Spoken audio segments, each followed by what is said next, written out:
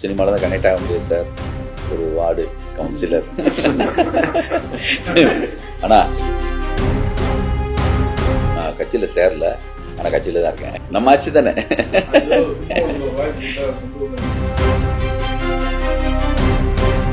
அதான் என்கிட்ட பிரபுதேவா சார் சொன்னார், சார் நம்ம கூட ஒரு எம்ஜிஆர் இருந்திருக்காரு சார், நமக்கு தெரியாமல் போச்சுல்ல சார். அது நிச்சயம். அவரு டைம்ல வந்து இப்ப இருக்கக்கூடிய இயக்குநர்கள் முதற்கொண்டு எனக்கு வந்து விஜய் சார் கூட படம் பண்ணணும்னு ஆசை, அஜித் சார் கூட படம் பண்ணணும்னு ஆசை அப்படின்றத இன்னமும் நம்ம கேட்டுட்டு இருக்கோம். அந்த டைம்ல வந்து கில்லி படத்துக்கு முன்னாடி பீக்ல இருக்கக்கூடிய டைம் நீங்க ஆகட்டும், விஜய் சார் இருக்க டைம் உங்களுக்கு நீங்க ஏதாவது கதை வச்சிருந்தீங்களா சார்? பண்றதுக்கான சாத்தியக்கூறுகள் ஏதாவது இருந்ததா? இந்த படமே சாருக்கு பண்றதுக்காக ஒரு தடவை ஏவிஎம் மூலமா எஸ் சஞ்சய் சாரை பார்த்து அப்போ வந்து சொன்னோம். அவங்க சார் பண்ணா நல்லா இருக்குமேனு சரவண சார் தான் எனக்கு அனுப்பி வச்சாங்க ரன் கதையை. அப்போ வந்து அவங்க வந்து அவங்களுக்கு ஒரு பிளான் இருக்கும் இல்லையா, அடுத்தடுத்து இந்த மாதிரிலாம் போகணும், இந்த கிராப்பில் எப்படி இருக்கும்னு. அப்போ எஸ் சஞ்சய் சார் ஒத்துக்கல. தமிழன்னு ஒரு படம் தம்பி பண்றாங்க, அதனால வந்து கமிட் ஆயிருக்காரு. ஒரு ஒரு பொண்ணு பின்னாடி சுத்துறது இந்த மாதிரி டைப் ஆஃப் படம் அப்போ அவங்களுக்கு கரெக்டாக ஆகலை, அதனால அவங்க ஒத்துக்கல. அதுக்கப்புறம் சண்டைக்கோடி, அது சார் பண்ண வேண்டியது, அது மிஸ் ஆச்சு. வேட்டை பண்ண வேண்டியது மிஸ் ஆச்சு. அவங்க ஆடியன்ஸ் இருக்காங்கல்ல, நான் ஒரு பயங்கர ரஜினி சாருடைய ஃபேன் தான், விஜய் சாரை அவ்வளோ பிடிக்கும் எனக்கும். அவரோட படம் பண்ணணும்னு என்னை விட என் படத்தை தனியாக பார்க்குற அவங்க ஃபேன்ஸு, அவரை பார்க்குறவங்க, இவங்க ரெண்டு பேரும் சேர்ந்த நல்லா கொள்ளன்னு விரும்பினவங்க இருக்காங்க. நிறைய பேர் சொல்லுவாங்க, ஏன் சார் விஜய் சார் கூட பண்ணுங்க சார்பாங்க. அது கரெக்டாக அமைஞ்சு வரல. அதான் திரும்ப திரும்ப நான் வந்து அவரை சாரை வந்து எப்பயுமே மீட் பண்ணும்போதெல்லாம் சொல்லுவேன், இந்த மாதிரி மிஸ் ஆகிட்டே போகுது சார்னு. நான் கிண்டலுக்கெல்லாம் வந்து எலெக்ஷன் வரப்போகிறதுக்கெல்லாம் முன்னாடி ஷூட்டிங் ஸ்பாட்டுக்கெல்லாம் எப்பயாவது லீவ் ஷூட்டிங் ஸ்பாட்டில் போவான்ல, நான் கிண்டலுக்கு சார் ஒரு சினிமாவில் தான் கனெக்ட் ஆக முடியாது சார், ஒரு வார்டு கவுன்சிலர். ஆனா சும்மா இருக்கணா வாங்க.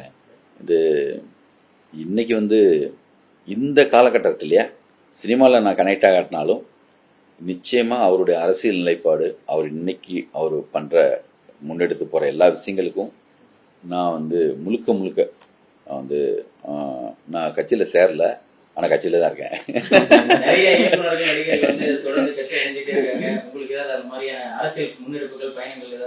அவர் கூட தானே இருக்கோம், நம்ம ஆட்சி தானே.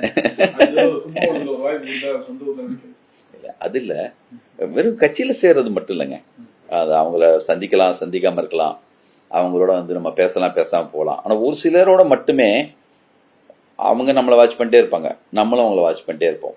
எங்கேயோ ஒரு இடத்துல எப்பயோ மீட் பண்ணுவோம், ஆனால் டெய்லி மீட் பண்ணுற மூடு இருக்கும். அவரை சினிமா பற்றி நம்ம அவர் சினிமா டெய்லி பேசிட்டு இருக்க மாட்டோம், ஆனால் எப்பயாவது பார்ப்போம் இல்லையா, நம்மளுக்கு பிடிச்சவங்கள அது ஏதோ ஒரு வகையில் நம்மளை பற்றியான ஒரு விஷயம், அவங்களுக்கு ஒரு பாசிட்டிவான மூடு இருக்கும், நம்மளுக்கும் அவங்கள பற்றியான ஒரு பாசிட்டிவான மூடு இருக்கும். நீங்கள் நம்ப மாட்டீங்க, எலெக்ஷனுக்கு முதல் நாள் ரிசல்ட் பார்க்குற அன்னைக்கு 8 மணிக்கு நாங்கள் இங்கே அசம்பிள் ஆகிட்டோம். நம்ம ஆஃபீஸில் ஒரு கிரிக்கெட் பார்க்குற மாதிரி, ஒரு ஃபைனல் மேட்ச் பார்க்குற மாதிரி உட்காந்து பார்த்தோம். நான், சங்கர் சார், பேரர் சார், சரண் சார், ஒரு முக்கியமான டைரக்டர்ஸு, என்னோடய அசிஸ்டன்ஸு, எல்லாருமே உட்காந்து பார்க்குறோம். நான் பன்னீர்செல்வம்னு சொல்லிட்டு ரேணிகுண்டா டைரக்டர், என்னோடய அசிஸ்டண்ட்டு, மாபெரும் நம்பிக்கை, யார் சொன்னாலும் கேட்க மாட்டார். அவர் தாங்க வர்றாரு, இத்தனை சீட்டுங்க அதெல்லாம் சொல்லிட்டு இருப்பாரு. அவர் இப்படி சொல்றாருன்னு அது ஒரு காமெடி. மற்றவங்களுக்குலாம் உள்ள வந்தோடனே என்ன சொல்லுவாங்க, கேட்க சொல்லுவாங்க, கேள்வி பண்ணிட்டு கேட்க சொல்லுவாங்க. அவர் 100% சொல்லுவார். அவர் மட்டும் இல்லை, எனக்கும் அந்த நம்பிக்கை இருக்கும். ஆனா ஒரு சில நண்பர்கள் சொல்லுவாங்க, அவர் தொகுதியில் அவரே தோத்துருவாருங்க அப்படிலாம் சொல்லுவாங்க. இல்லை, சான்ஸே கிடையாதுங்க. 2 வருஷம் கட்சி ஆரம்பிச்சு எப்படிங்க வருவாரு? இந்த ஓட்டு இது இருக்கு, இதெல்லாம் ஜாதி ஓட்டு, இது பிக்சர் ஓட்டு, இவ்வளவு செஞ்சிருக்காங்க, இது மட்டும்தான் வரும், இந்த கணக்கெல்லாம் போடுவாங்க. ஒரு எல்லா கணக்கையும் பொய்யாக்கி ஒரு பணத்தை கொடுத்து ஜெயிக்க முடியுமா? முடியல. ஜாதி மூலமா முடியுமா? முடியல. மதத்து மூலமா முடியுமா? முடியல. ஒரு 2 வருஷம் கட்சி ஆரம்பிச்சு இந்தியா அளவுல, உலக அளவுல இப்படி ஒரு மேஜிக்கா எந்த கணக்கும் பொய்யாயிடுச்சு. இது வந்து சாதாரண விஷயம் இல்லை. அதான் என்கிட்ட பிரபுதேவா சார் சொன்னாரு, சார் நம்ம கூட ஒரு எம்ஜிஆர் இருந்திருக்காரு சார், நமக்கு தெரியாம போச்சுல்ல சார் என்னாரு. அது நிச்சயம். அவருடைய கான்பிடன்ட் லெவலு நல்லா இருப்போம். கான்பிடண்டா இருங்க, என்ன ஒரு கான்பிடன்ட், அவர் எவ்வளவு நம்பியிருக்காரு, சாதாரண விஷயம் இல்லைங்க.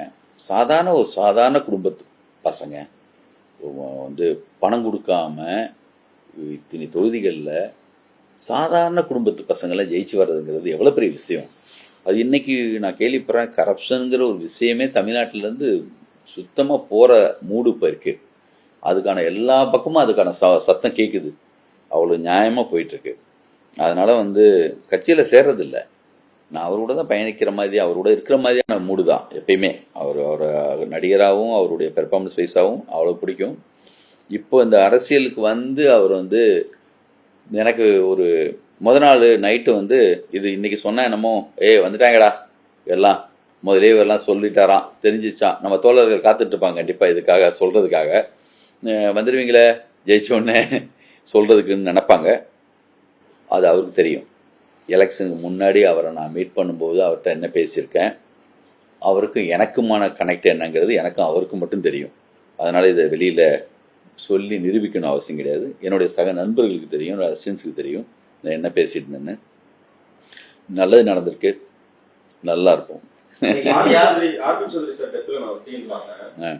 நீங்க போயிட்டு விஜய் சார் வந்து மாலை போட்டுட்டு வெளியே வந்து கார்ல இருக்காரு, உங்களை பார்த்ததும் டக்குன்னு காரை விட்டு கீழே இறங்கிட்டு பர்சனலா பேசுற மாதிரி தனிப்பட்ட உங்க மேல இருக்கிற கார் என்ன கார்? அதான் இல்ல, அதுக்கு முன்னாடி சாரை வந்து கோவால மீட் பண்ணும்போது நான் வந்து சார் உங்கள்கிட்ட மீட் பண்ணும் சார்னு இந்த அரசியல் ஒரு மாநாடுலாம் நடத்தினா இல்லையா, அதுக்கப்புறம் தான் கோவாவில் வந்து கீர்த்தி சுரேஷ் மேடம் மீட்டிங் இதில் பார்க்குறேன் கல்யாணத்தில்.